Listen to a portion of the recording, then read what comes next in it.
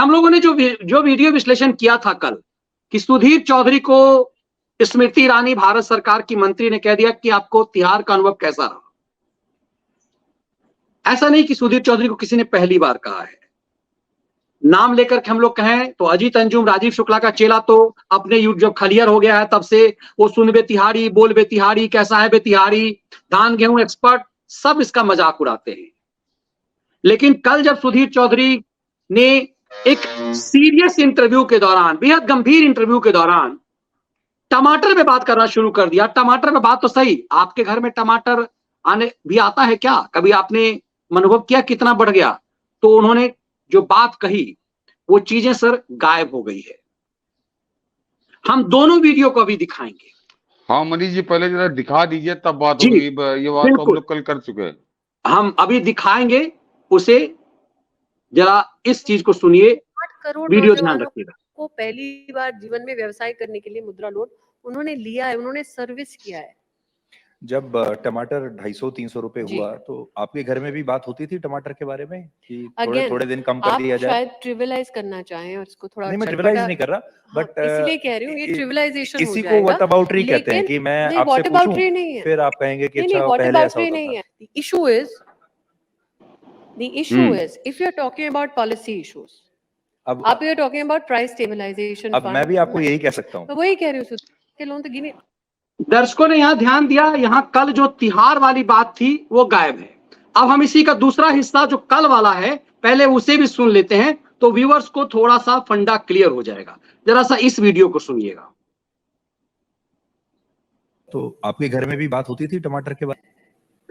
जब टमाटर 250-300 रुपए हुआ तो आपके घर में भी बात होती थी टमाटर के बारे में कि थोड़े दिन कम कर दिया जाए? शायद ट्रिविलाइज करना चाहें और इसको थोड़ा, नहीं मैं ट्रिविलाइज नहीं कर रहा, बट ये ट्रिविलाइजेशन हो किसी को व्हाट अबाउट री कहते हैं कि मैं आपसे पूछूं, फिर आप कहेंगे कि अच्छा पहले ऐसा होता नहीं है। मैं भी पूछ सकती हूँ सुधीर जी क्या हुआ जब आप जेल में थे? द इशू इज, देखिए ये वाला जो है, ये वाला जो इशू काट दिया गया है सर, ये गायब कर दिया कि एक मंत्री के मुंह से निकली हुई चीज गर्दन से निकाल लिया गया है। क्यों? मनीष जी, ये जो कहता है देश का सबसे बड़ा न्यूज चैनल, देश का सबसे पुराना न्यूज चैनल, देश का सबसे तेज न्यूज चैनल दुनिया भर के दावे ठोका करता है। स्मृति ईरानी ने कल क्या गलत कहा था? स्मृति ईरानी की इस सवाल में क्या असंसदीय था, अनपार्लियामेंट्री था, या क्या अभद्रता थी, या क्या अशिष्टता थी, या कौन सा ऐसा था जो असंसदीय था? ऐसा इसमें तो कुछ नहीं था। स्मृति ईरानी ने जो कुछ कहा था, जो पूछा था, वो तो सत्य है, एकदम शाश्वत सत्य है। 1 महीने आदमी जेल में रहा था, लेकिन आज जब उसको, कल वो तो लाइव चल रहा था तो उसको तो काट नहीं सकते थे, लेकिन जब उन्होंने उसको लाइव को बंद करके जब उसका वीडियो डाला तो ये पोर्शन काट दिया, ये न्यूज चैनल ने काट दिया। तो मनीष जी, दर्शक जरा ये समझें कि जो हम लोग कहते हैं कि जब ये एक केंद्रीय मंत्री के साथ इस तरह की धोखाधड़ी, जालसाजी कर सकते हैं, उसके बयान को काट सकते हैं, एक सच्चे बयान को, एक सच्ची घटना को, सच्चे तथ्य को जो मंत्री कह रही थी उसको काटने में इनको कोई शर्म नहीं आई। पूरी बेशर्मी और पत्रकारी बेईमानी के साथ इन्होंने उसको काट दिया। तो हमारे आपके बारे में ये किस तरह से छल करते होंगे, किस तरह से ठगी करते होंगे, किस तरह से जालसाजी करते होंगे, ये बड़े कल्पना, आप आराम से कल्पना कर सकते हैं। ये सुधीर चौधरी का देवता है, धरती के ऊपर है क्या? ये जेल गया था, इससे उन्होंने पूछ लिया कि जब तुम जेल गए थे तो तुमको कैसा अनुभव हो रहा था? इसको बताना चाहिए था कि ये जेल, या तो बताता कि ये जेल नहीं गया है, स्मृति ईरानी झूठ बोल रही है, और अगर गए थे तो इसको भी बता। जैसे उनसे पूछ रहा था कि टमाटर 250 रुपए तुम कैसा तुम्हारे घर में होता है, तो इसको भी बताना चाहिए था कि जब जेल गया था तो कैसा महसूस कर रहा था, 1 महीने तक ये रहा था। लेकिन मनीष जी, ये अभिव्यक्ति की स्वतंत्रता, फ्रीडम ऑफ स्पीच का सारा ठेका इन्हीं के पास है। जब कोई यही काम कोई नेता का होता तो ये नेता के आफत कर देते, ये वही रात दिन सुबह से लेकर शाम तक कि नेता ने ऐसा कह दिया, नेता ने वो कह दिया। मगर अब जो है, जब अपने ऊपर आई, जब इनका आईना ने स्मृति ईरानी ने दिखाया मंच पर, इन्हीं के मंच पर बैठकर इनको कोई जवाब नहीं सूझा, तो इन्होंने उसको ब्लैकआउट कर दिया, उसको काट दिया।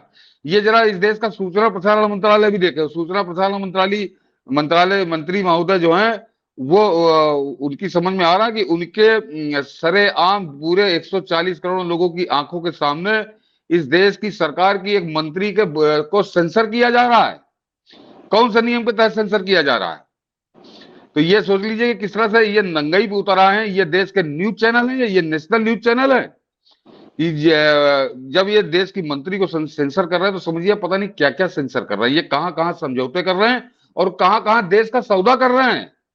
ये किस तरह से बेशर्मी और बेईमानी की पत्रकारिता ये कर रहे हैं, इसका मनीष जी सबसे बहुत घिनौना, बहुत भूंडा और बहुत खतरनाक प्रदर्शन है। ये बहुत खतरनाक उदाहरण है। ये इनको 1 मिनट नहीं लगा, इन्होंने देश की जो एक केंद्रीय मंत्री है देश की सरकार की, उसके बयान को इन्होंने कैंची उसके ऊपर चला दी। तो ये अपना हित देखते हैं, ये अपना हित देखते हैं, ना ये देश का हित देखते हैं, ना समाज का हित देखते हैं, ना व्यक्ति का हित देखते हैं। ये अपना हित देखते हैं और अपने कुकर्म छुपाते हैं।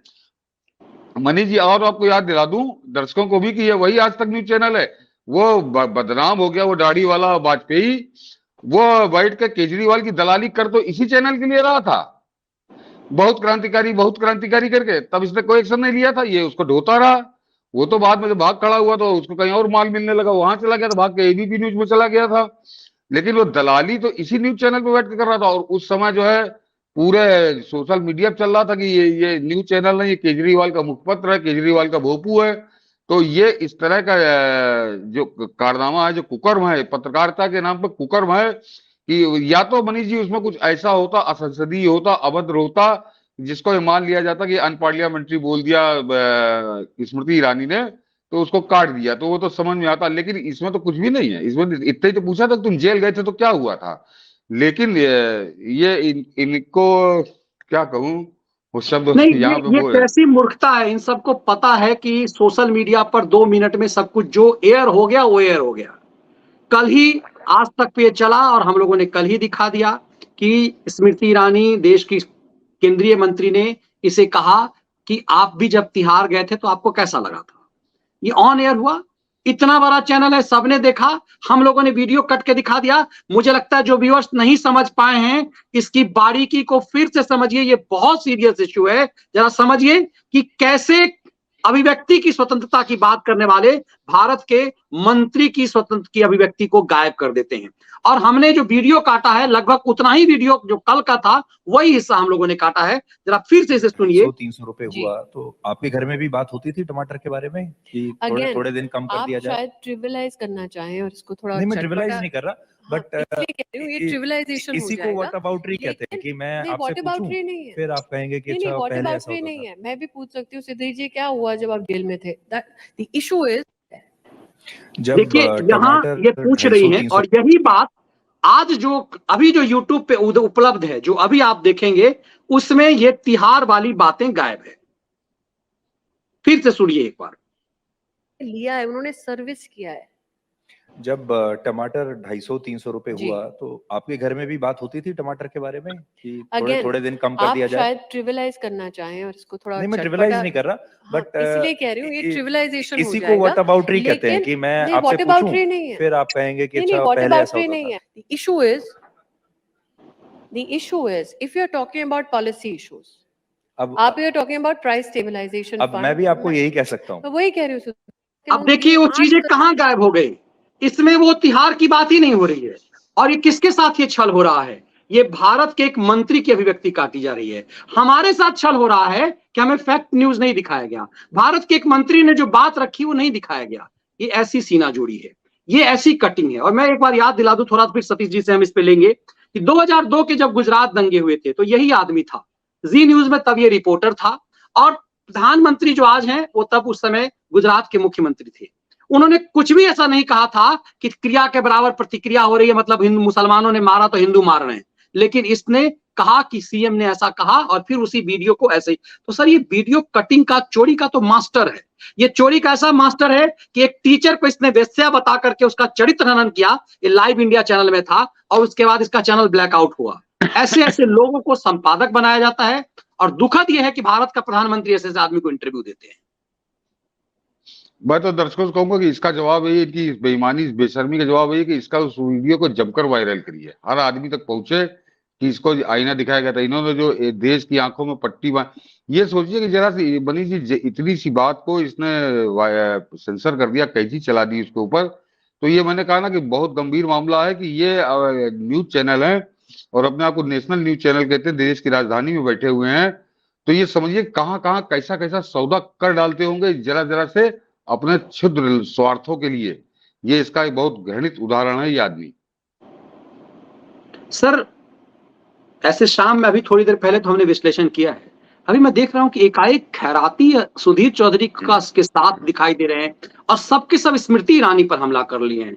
चाहे वो बलात्कारी पांडे का भाई हो, चाहे वो धान गेहूं एक्सपर्ट हो, चाहे वो खाद मसलने वाला हो, चाहे वो तिहाड़ी कर, सब कह रहे हैं कि स्मृति ईरानी बदतमीज है। स्मृति ईरानी को बोलने का मतलब हर किसी को लग रहा है कि हम इंटरव्यू लेंगे तो हमारी भी बम्बू कर देगा, और सबके सब चाहते हैं कि स्मृति ईरानी के खिलाफ एक्शन हो। और आप फिर एक बार याद दिला दूं, इस स्मृति ईरानी के खिलाफ एक्शन हुआ है। जब स्मृति ईरानी ने पत्रकारों पर कंट्रोल करना चाहा कि फेक न्यूज नहीं फैलाओगे, पीआईबी कैंसिल हो जाएगा, तो उस समय अरुण जेटली से प्रेशर करके स्मृति ईरानी से मंत्रिमंडल छीनवा लिया गया। आज अरुण जेटली नहीं है, तो क्या स्मृति ईरानी पर फिर मोदी और शाह कोई एक्शन लेंगे जब ये खैराती दबाव बनाएंगे?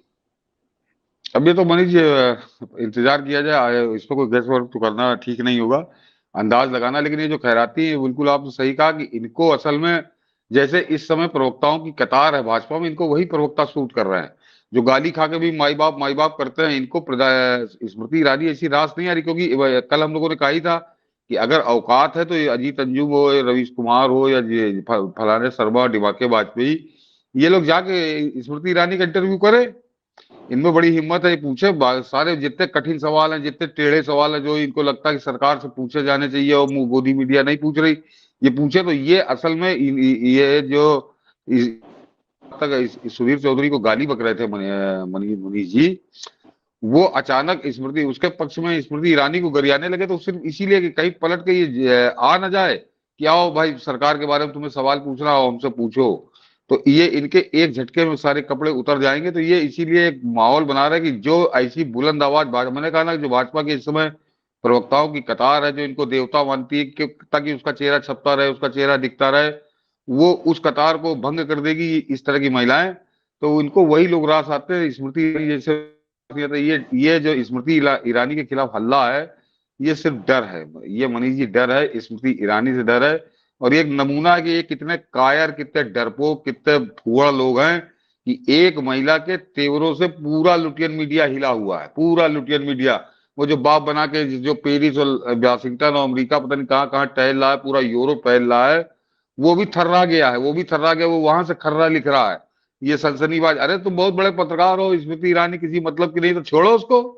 उसने जिसको तुम गाली बकते थे उसी को तो उसने पूछ लिया कि तुम जेल में तुमको कैसा अनुभव हो रहा था। ऐसा नहीं है, ये थर्रा गए तो इनकी औकात समझ में आ गई। इनका नाम नहीं लिया, इनकी तरफ तो स्मृति ईरानी ने अपनी नजर भी नहीं घुमाई है मनीष जी, तब ये थरथरा रहे हैं। वो लेके खैराती पाने से और वो व्यभिचार शर्मा तक ये सब घबराए हुए हैं। तो ये अच्छा संकेत है, ये डर अच्छा है, और ये डर इसी तरह बना रहना चाहिए इन लोगों के ऊपर।